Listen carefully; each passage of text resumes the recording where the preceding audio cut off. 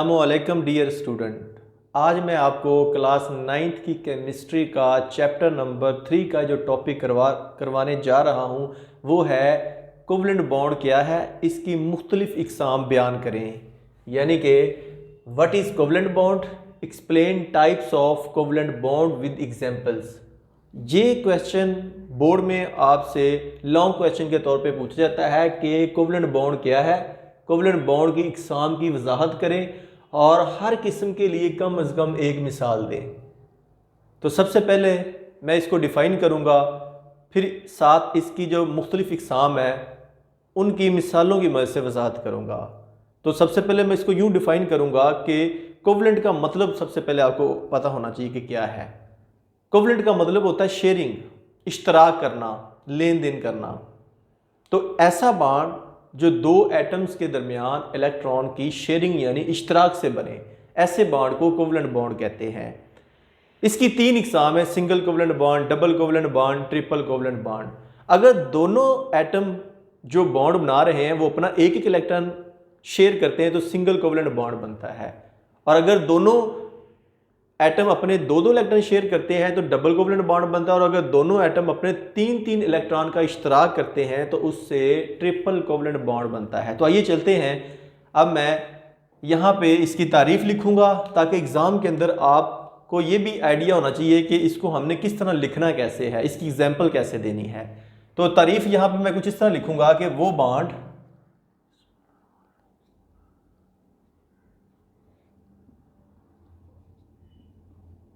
जो दो एटम्स के दरमियान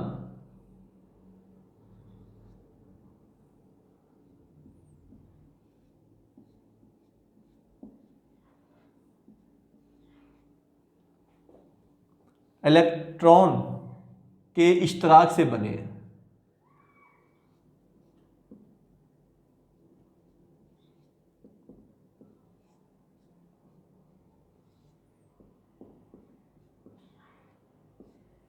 इश्तराक का मतलब शेयरिंग।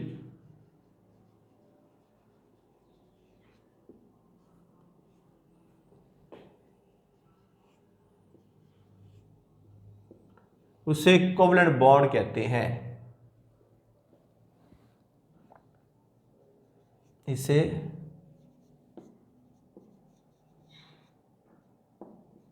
कोवलेंट बॉन्ड कहते हैं। ये जी बॉन्ड, कोवलेंट बॉन्ड की मैंने आपके सामने डेफिनेशन लिखी है। ऐसे इलेक्ट्रॉन जो बॉन्ड बनाने में हिस्सा लें इन्हें बॉन्ड पेयर इलेक्ट्रॉन्स कहते हैं। ऐसे इलेक्ट्रॉन्स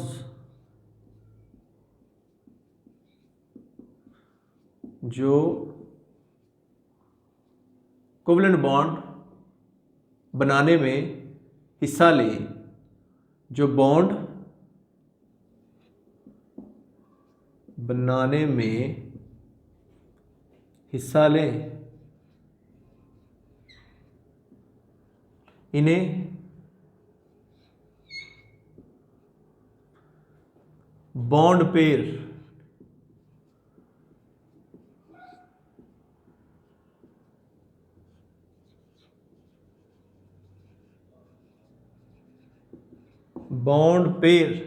इलेक्ट्रॉन्स कहते हैं।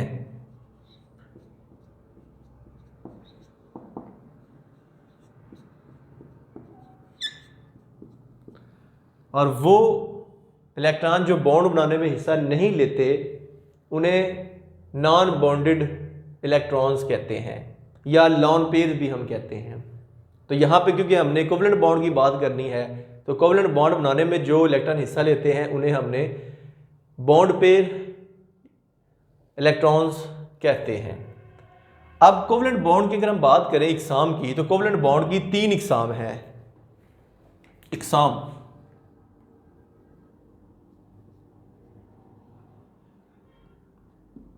कोवलेंट बॉन्ड की तीन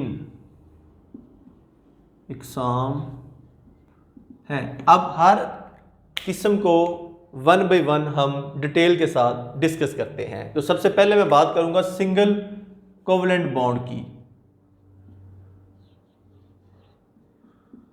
सिंगल कोवलेंट बॉन्ड, इसी तरह डबल कोवलेंट बॉन्ड है, इसी तरह ट्रिपल कोवलेंट बॉन्ड है। तो सिंगल कोवलेंट बॉन्ड को मैं ऐसे डिफाइन करूंगा कि ऐसा कोवलेंट बॉन्ड जिसमें दोनों बॉन्डेड एटम जो है, ये दोनों एटम्स अपना एक एक इलेक्ट्रॉन इश्तराक करते हैं, इसे सिंगल कोवलेंट बॉन्ड कहते हैं। यानी कि ऐसा कोवलेंट बॉन्ड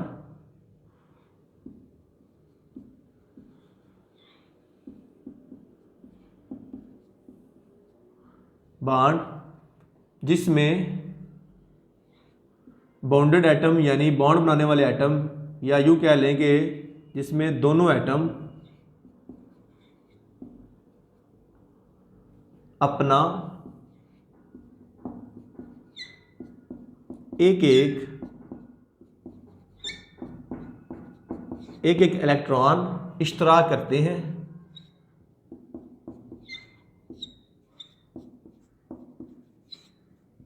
हैं, इसे सिंगल कोवलेंट बॉन्ड कहते हैं।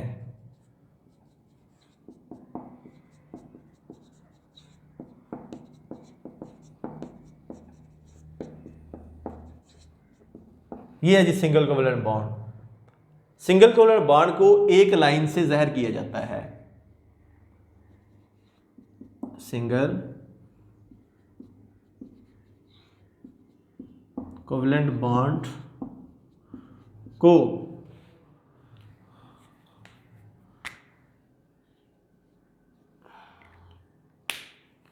एक लाइन,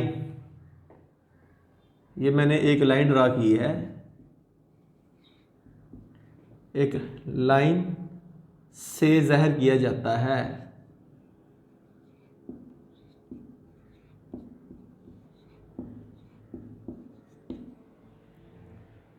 मसलन अब इसकी एग्जांपल आपको मैं देता हूं। H2 के मालिक्यूल के बनने की देता हूं, क्लोरीन के मालिक्यूल के बनने की देता हूं। इसके अलावा मीथेन का मालिक्यूल कैसे बनता है, CH4। तो सबसे पहले बात करते हैं हाइड्रोजन सिंगल कोवलेंट बॉन्ड की एग्जांपल में से पहले हाइड्रोजन को एक्सप्लेन करते हैं। आपको पता है हाइड्रोजन पीरियोडिक टेबल में फर्स्ट ग्रुप के अंदर पाया जाने वाला फर्स्ट एलिमेंट है, जिसका एटॉमिक नंबर 1 है। इसके वैलेंस शेल में एक इलेक्ट्रॉन होता है। और इस तरह एक और हाइड्रोजन के एटम लेते हैं, ये देखिएगा, इसके वैलेंस शेल में जो एक इलेक्ट्रॉन मौजूद है उसको मैं क्रॉस की शक्ल में यूँ लिखता हूँ, ऐसे ज़ाहिर करता हूँ ताकि आपको समझने में आसानी हो। तो दोनों के वैलेंस शेल में एक एक इलेक्ट्रॉन है, दोनों अपना एक एक इलेक्ट्रॉन शेयर करके डुप्लेट रूल के मुताबिक अपना डुप्लेट रूल मुकम्मल करके ये H2 बनाते हैं, यानी कि H2 मालिक्यूल बनाते हैं, हाइड्रोजन का मालिक्यूल।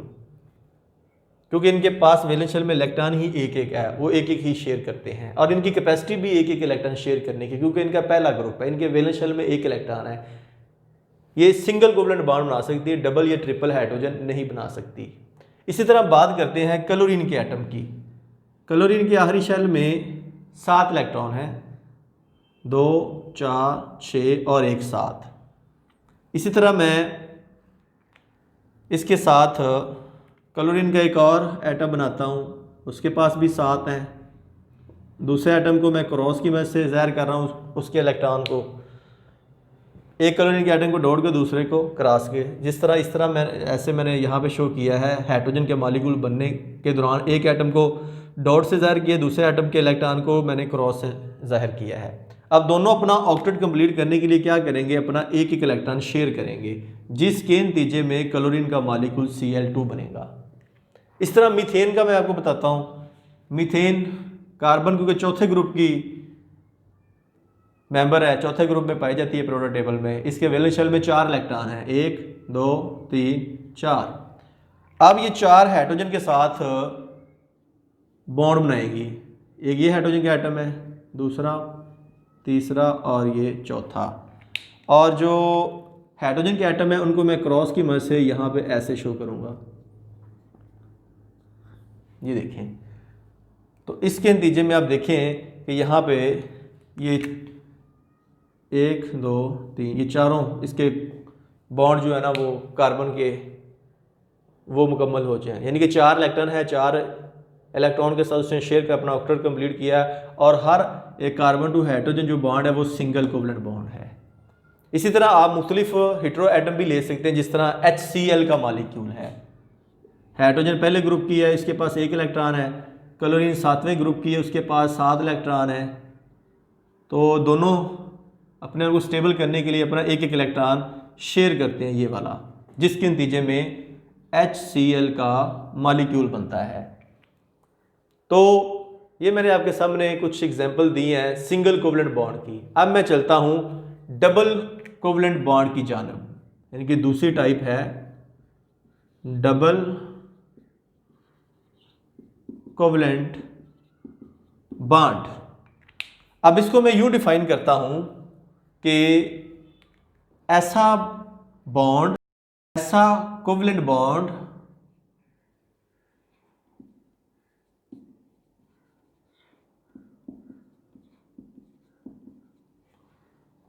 जिसमें दोनों एटम्स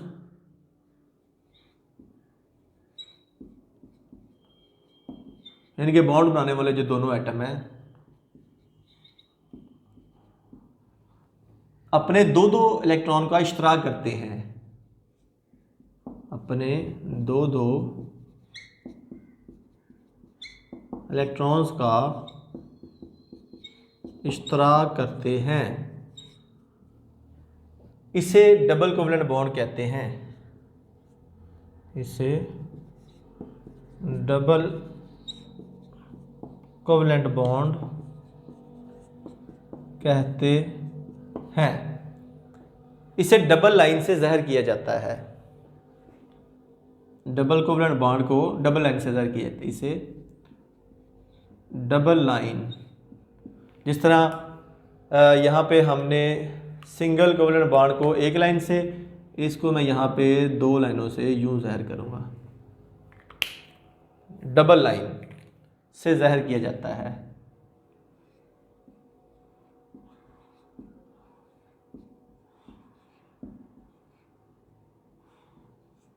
ये लीजिए मसलन, अब इसकी एग्जांपल लेते हैं।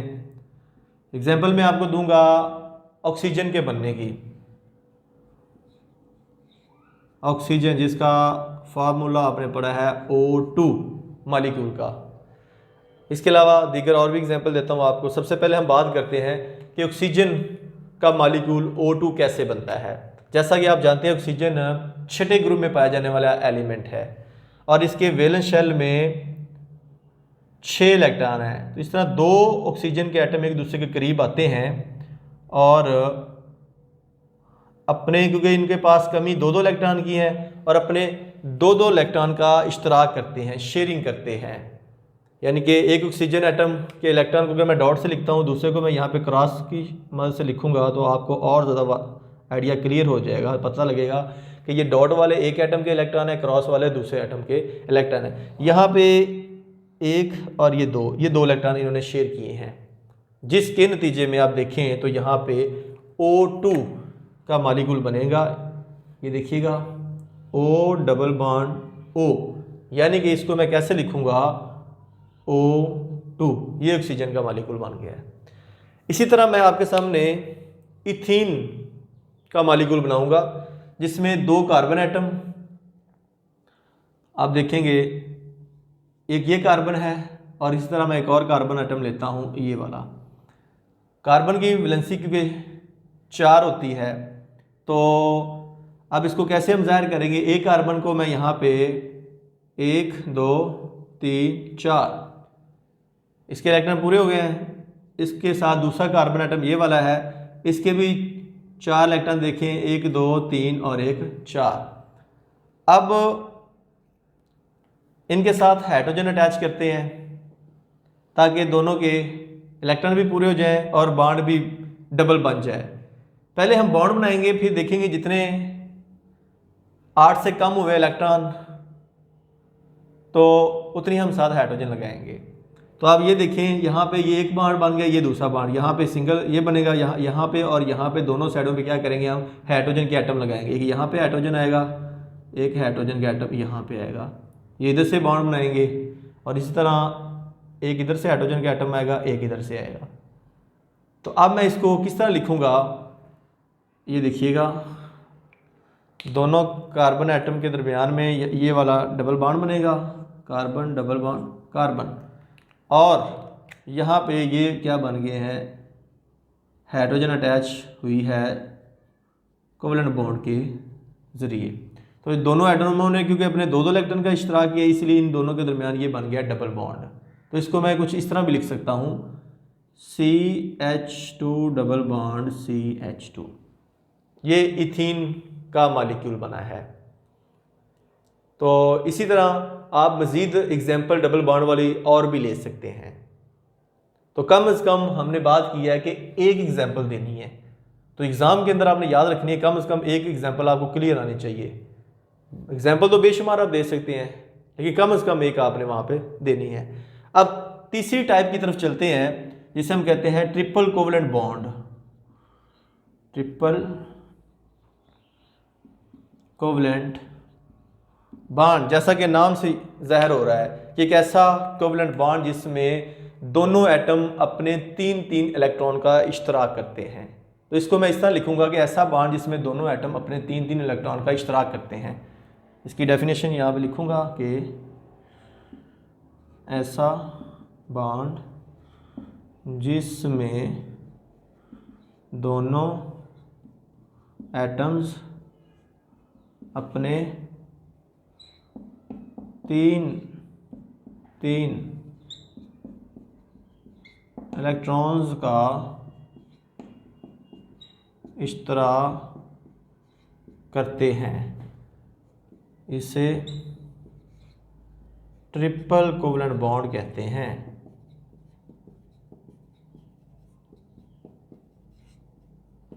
और इसे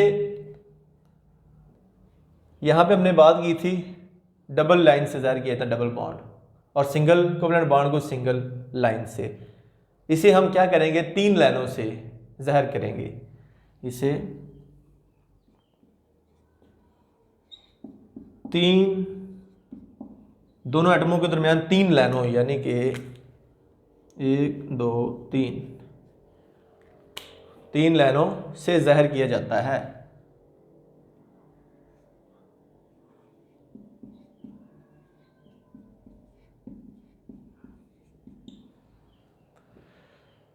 ये आपके सामने मैंने बताया है। और अब इसकी एग्जांपल की तरफ चलते हैं। मसलन किस मॉलिक्यूल के दरमियान में ट्रिपल बॉन्ड है। फॉर एग्जांपल नाइट्रोजन का नाम सुना होगा आपने, नाइट्रोजन गैस, जिसका फार्मूला होता है N2। इसी तरह इथाइन का नाम सुना आपने, इथाइन, यानी कि 2 कार्बन के दरमियान जिस ट्रिपल बॉन्ड की वजह से C2H2 इसका मॉलिक्यूलर फार्मूला है। तो पहले मैं बात करूंगा कि नाइट्रोजन का मॉलिक्यूल कैसे बनता है। अब जैसा कि आप जानते हैं कि नाइट्रोजन 5वें ग्रुप का एलिमेंट है, इसके वैलेंस शेल में 5 इलेक्ट्रॉन है, 3 इलेक्ट्रॉन की कमी है, तो 5 पहले से मौजूद हैं। 8 पूरे करने के लिए क्या करेगी, 3 बॉन्ड बनाएगी, जिससे इसका ऑक्टेट कंप्लीट हो जाएगा। तो ये 2 नाइट्रोजन के एटम अपने, ये देखिएगा आपके सामने, ये एक नाइट्रोजन का एटम है, ये दूसरे नाइट्रोजन का एटम है। अब क्योंकि 3 इलेक्ट्रॉन की कमी है, तो मैं पहले 3 इलेक्ट्रॉन इसके फेस की तरफ करके बनाऊंगा, दूसरे एटम नाइट्रोजन के एटम की तरफ, और 2 इलेक्ट्रॉन क्या करूंगा, इसके ऊपर यूँ बना दूंगा ऐसे। इसी तरह जो दूसरा एटम है नाइट्रोजन का, उसके इलेक्ट्रॉन को मैं क्रॉस की मदद से बनाऊंगा ऐसे। अब चूँकि हमने ट्रिपल बॉन्ड बनाना है दोनों एटमों के दरमियान, तो ये 3 इलेक्ट्रॉन का अपना इश्तराक करेंगे, शेयर करेंगे, जिसके नतीजे में इन दोनों के दरमियान में ट्रिपल कोवलेंट बॉन्ड बन जाएगा। या इसको हम यूँ लिखेंगे N2, नाइट्रोजन का मॉलिक्यूल। यहाँ पे आप सबसे बड़ी गलती करते हैं जब ट्रिपल कोवलेंट बॉन्ड बनाते हैं, आप ये समझ बैठते हैं कि शायद नाइट्रोजन N2 की बजाय N3 लिखना है हमने। N3 का मतलब है नाइट्रोजन के 3 एटमों से बनने वाला मॉलिक्यूल, जबकि नाइट्रोजन तो हमेशा नाइट्रोजन के 2 एटमों के मिलने से N2 का मॉलिक्यूल बनता है। गलतफहमी आपसे ये होती है कि ये जो ट्रिपल बॉन्ड होता है आप N3 लिख देते हैं। ये बात बिल्कुल क्लियर कर लें कि दोनों एटमों को 3-3 इलेक्ट्रॉन की जरूरत थी, जिसकी बदौलत ट्रिपल कोवलेंट बॉन्ड बना, लेकिन एटम तो 2 ही हैं। जब उसका मॉलिक्यूल बनेगा तो उसके नीचे हम N2 लिखेंगे, N3 नहीं लिखेंगे। अगर N3 लिखेंगे तो आपका ये गलत होगा। एग्जाम में जो टॉपर स्टूडेंट होता है उसका इसी वजह से मार्क्स कट जाते हैं कि उसका ये कंसेप्ट क्लियर नहीं होता कि बॉन्ड 3 है या एटम की तरह 3 है। एटम दो बॉन्ड बनाने वाले 2 ही हैं, उनके दरमियान बॉन्ड 3 है। वो 3 बॉन्ड क्यों है उनका? क्योंकि ऑक्टेट 3 इलेक्ट्रॉन के मिलने से पूरा होता है, इसलिए इनके दरमियान में ट्रिपल कोवलेंट बॉन्ड बना है। ये तो नाइट्रोजन का मॉलिक्यूल बना। अब चलते हैं इथाइन की जानिब। अब इसमें देखते हैं कार्बन एटम 2 लेते हैं, एक ये कार्बन एटम है और दूसरा ये कार्बन एटम है। अगर गौर करें तो 1 2 3 4 ये एक कार्बन एटम है। दूसरा देखिएगा 1 2 3 और ये 1 4, 3 तो बॉन्ड ये शेयर करेगा। यहाँ से दोनों एटमों के, ये मैं प्लस का साइन डालता हूँ, इसका मतलब है दोनों के दरमियान में ये बॉन्ड बनने लगा है। कौन सा बॉन्ड? 1 2 3 triple covalent bond. क्यों ट्रिपल बनने लगा है? क्योंकि यहाँ पे कार्बन ने 3 बॉन्ड तो शेयर किए हैं, अब एक मजीद हमने इसकी वैलेंसी को पूरा करने के लिए 3 चौथा बॉन्ड बनाना है। वो किससे बनाएंगे? हाइड्रोजन के साथ। तो वो मैं क्या करूँगा, यहाँ पे लिखूँगा H इस साइड पे भी और यहाँ पे भी क्या लिखूँगा, एक हाइड्रोजन। तो इसके नतीजे में अब जो नया मॉलिक्यूल बनेगा वो कुछ इस तरह बनेगा। गौर से देखिएगा, ये C और C के दरमियान में ये 1 2 3 बॉन्ड बनाऊंगा, 1 2 3। ये सिंगल बॉन्ड के जरिए यहाँ पे आ गया H और ये इधर भी आ गया H। अगर इकट्ठा करके मैं लिखूंगा C2H2, यानी कि C2H2, ये बन गया आपके पास इथाइन का मॉलिक्यूल। इथाइन में दोनों कार्बन एटम के दरमियान में ट्रिपल कोवलेंट बॉन्ड मौजूद है। तो ये था आज का हमारा टॉपिक कि कोवलेंट बॉन्ड क्या है, इसकी इकसाम मिसालों की मदद से वाज़िया करें। तो मैं उम्मीद करूंगा कि आज के इस टॉपिक की मुकम्मल तौर पर आपको समझ आ चुकी होगी। अगर आपके ज़हन में कोई भी क्वेश्चन हो तो इस वीडियो के नीचे जो कमेंट बॉक्स है वहाँ पे अपना क्वेश्चन पुट कीजिएगा। अगर वीडियो पसंद आई है इसे लाइक करें, अपने दोस्तों के साथ भी शेयर करें ताकि वो भी ये बॉन्ड बनने के जो मुख्तलिफ मराहल हैं वो भी सीख सकें।